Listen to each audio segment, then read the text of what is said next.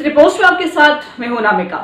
बिहार में नीतीश कुमार के नेतृत्व में नई सरकार का गठन हो गया है और आज से नई सरकार अपने काम पर भी लगने वाली है।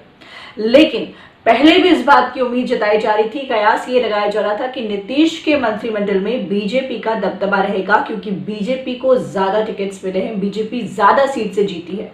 और ऐसे ही कुछ देखने को भी मिल रहा है। जिस तरीके से बीजेपी ने अपने दिग्गजों को किनारे लगा करके ये जो पूरा जातीय समीकरण है उसको साधने की कोशिश की है, तो ऐसे में कहीं ना कहीं बीजेपी की जो नजर है वो आने वाले समय में नीतीश कुमार के वोट बैंक पर टिकी हुई है। अब राजनीतिक पंडितों की माने तो बीजेपी की नजर नीतीश कुमार के अति पिछड़ा और महिला वोट बैंक को अपने साथ लाने की है, क्योंकि महिलाओं को इस बार कहा जा रहा था कि वो साइलेंट वोटर्स बनी है और नीतीश कुमार को उन्होंने अपना वोट दिया है। इसीलिए बीजेपी ने अपने कोटे से 2 पिछड़े, 3 स्वर्ण और 1 अति पिछड़ा और 1 दलित को मंत्रिमंडल में जगह दी है। बीजेपी ने मंत्रिमंडल के जरिए अपने सवर्ण मूल वोट बैंक का है उसका पूरा ख्याल रखने की, अति पिछड़ा वोटरों को भी संदेश देने की कोशिश की। और वैसे भी राजनीति यही होती है। यही नहीं, बीजेपी की जो नजर है वो एलजीबी के मूल वोट बैंक दुशाद समुदाय पर भी है, जिसके लिए रामप्रीत पासवान को कैबिनेट में शामिल किया गया है। और इसके अलावा महिला कोटे के तौर पर रेणु देवी को जगह दी गई है।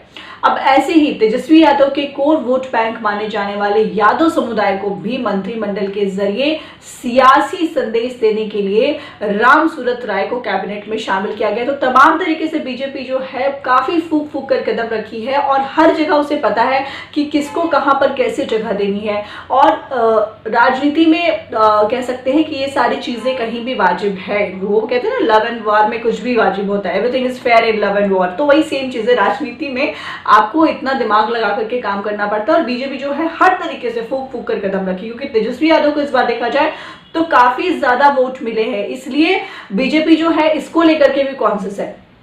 बीजेपी ने बिहार में कैबिनेट गठन में अपने परंपरागत नेताओं की जगह ऐसे नेताओं को जगह दी है जो कि पार्टी में कई बार से चुनाव जीतते आ रहे हैं। और ये जो नेता लोग हैं वो जमीन से जुड़े हुए नेता माने जाते हैं। यही वजह है कि सुशील मोदी की जगह वैश्य समुदाय से आने वाले तारकिशोर प्रसाद को अहमियत दी गई है। तारकिशोर प्रसाद जो है वो लगातार 4थी बार जीत दर्ज की है, लेकिन पहली बार ऐसा हुआ है जब उन्हें मंत्री बनने का मौका मिला है। अमरिंदर प्रताप सिंह साल 2000 में पहली बार विधायक बने और पिछला चुनाव छोड़ करके वो लगातार जीतते आ रहे हैं। जीवेश मिश्रा की बात करें तो वो भी लगातार 3री बार चुनाव में जीत दर्ज की है। और इसी तरीके से रामसूरत राय भी पार्टी के पुराने और कर्मठ नेताओं में गिने जाते हैं। वहीं रेणु देवी की बात करें तो ये 5वीं बार विधायक बनी है और उन्हें 2री बार कैबिनेट में जगह दी गई है। इस कदम को बिहार में बीजेपी की नई लीडरशिप खड़ी करने की कोशिश के तौर पर भी देखा जा सकता है। और देख भी रहे हैं लोग इस तरीके से, क्योंकि बीजेपी को ज्यादा सीटें मिली हैं, इसलिए बीजेपी जो है कहीं ना कहीं सीएम जरूर, चीफ मिनिस्टर जरूर नीतीश कुमार बने हैं, लेकिन पूरा का पूरा जो लीडरशिप है वो बीजेपी का है। तारकिशोर कटिहार से आते हैं और उन्हें डिप्टी सीएम बनाया गया है। सीमांचल से 5 दशक बाद कोई बिहार की सत्ता की ड्राइविंग सीट पर काबिज हुआ है। और इससे पहले भोला पासवान जो थे वो शास्त्री सीमांचल से आते थे जो सत्ता पर काबिज हुए थे। सीमांचल में बीजेपी ने इस बार बहुत ही अच्छा प्रदर्शन किया है। ऐसे में बीजेपी ने सीमांचल में अपनी पकड़ को बनाए रखने के लिए तारकिशोर को नीतीश कैबिनेट में जगह दी है और उन्हें डिप्टी सीएम बनाया गया है। तो कह सकते हैं, ओवरऑल बात करें तो कह सकते हैं कि बीजेपी अब जो है वो काफी सोच समझ करके सबको साथ लेकर के, जो जाति समीकरण है उसको भी साथ लेकर के चल रही है।